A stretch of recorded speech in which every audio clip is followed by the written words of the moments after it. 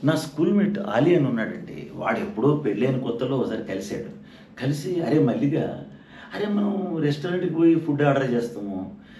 కష్టపడి పెళ్లి చూపులు చూసి, మనకి ప్రేమించి కొంతమంది పెళ్లి చూపులు చూసుకొని, కొంతమంది ప్రేమించి పెళ్లి చేసుకుంటారు.